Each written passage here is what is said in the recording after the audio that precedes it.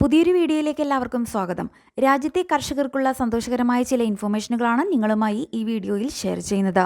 വിശദ വിവരങ്ങളിലേക്ക് കടക്കുന്നതിന് മുൻപായി ചാനൽ ആദ്യമായി കാണുന്നവർ സബ്സ്ക്രൈബ് ചെയ്യുക, ലൈക്ക് ചെയ്ത് സപ്പോർട്ട് തരിക, സുഹൃത്തുക്കളിലേക്കും ഗ്രൂപ്പുകളിലേക്കും കൂടി ഷെയർ ചെയ്യുക. ഇന്ത്യ ഗവൺമെന്റിന്റെ ഏറ്റവും വലിയ കർഷക ധനസഹായ പദ്ധതിയാണ് PM കിസാൻ സമ്മാൻ നിധി.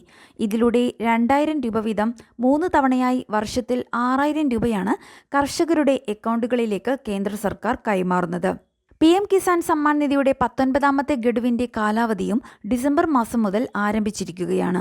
2024 ഡിസംബർ മാസം മുതൽ മാർച്ച് മാസം വരെയുള്ള 4 മാസത്തെ ഗഡുതുകയാണ് 19ാമത് മാസത്തെ ഗഡു അക്കൗണ്ടുകളിലേക്ക് എത്തിച്ചേരുക. 19ാമത് ഗഡുവിന്റെ വിതരണം ക്രിസ്തുമസ്, ന്യൂ ഇയർ എന്നിവ പ്രമാണിച്ച് ഇത്തവണ നേരത്തെ ഉണ്ടാകുവാൻ സാധ്യതയുണ്ടെന്ന റിപ്പോർട്ടുകളുണ്ട്. എങ്കിലും കേന്ദ്ര സർക്കാരിന്റെ ഭാഗത്തു നിന്നും ഔദ്യോഗികമായി വിതരണത്തിന്റെ അറിയിപ്പ് ഇതുവരെയൊന്നും വന്നിട്ടില്ല. 18ാമത് ഗഡു വിതരണം ലഭിച്ചവർക്കെല്ലാം തന്നെ മിക്കവാറും 19ാമത് ഗഡുവും എത്തിച്ചേരും. എന്നാൽ ചിലർക്ക് വീണ്ടും KYC ചെയ്യണമെന്ന് സ്റ്റാറ്റസ് ചെക്ക് ചെയ്യുമ്പോൾ കാണിക്കുന്നുണ്ടെങ്കിൽ, അല്ലെങ്കിൽ നിങ്ങളുടെ മൊബൈൽ നമ്പർ ഇൻവാലിഡ് അല്ലെങ്കിൽ ഡ്യൂപ്ലിക്കേറ്റ് എന്നൊക്കെ കാണിക്കുന്നുണ്ടെങ്കിൽ വീണ്ടും നിങ്ങൾ KYC ചെയ്യേണ്ടതാണ്. ആ KYC നിങ്ങൾക്ക് OTP നൽകി പൂർത്തിയാക്കുവാൻ കഴിയുന്നതല്ല. പകരം ബയോമെട്രിക് KYC തന്നെ നിങ്ങൾ ചെയ്യേണ്ടി വരും. കിസാൻ നിധി ഗുണഭോക്താക്കളുടെ മരണശേഷവും ബന്ധുക്കൾ ആനുകൂല്യം തുടർന്നും വാങ്ങുന്നതൊക്കെ ശ്രദ്ധയിൽപ്പെട്ടതിനെ തുടർന്നാണ് KYC ഒക്കെ ഇത്തരത്തിൽ കർശനമാക്കിയിരിക്കുന്നത്. 19ാമത്തെ ഗഡുതുക എത്തുന്നതിന് നിങ്ങളുടെ ബാങ്ക് അക്കൗണ്ട് DBT ഇനേബിൾ ആയിരിക്കേണ്ടതുണ്ട്. കർഷകർക്കായി 2025 ജനുവരി 1 മുതൽ മറ്റൊരു സന്തോഷകരമായ മാറ്റം കൂടി വന്നിരിക്കുകയാണ്. നിലവിൽ രാജ്യത്തെ ചെറുകിട നാമമാത്ര കർഷകർക്ക് ഈടില്ലാതെ ലഭിക്കുന്ന കാർഷിക വായ്പയുടെ പരിധി 1,60,000 രൂപയാണ്. ഇതിപ്പോൾ 2 ലക്ഷം രൂപയായി വർദ്ധിപ്പിച്ചിരിക്കുകയാണ്.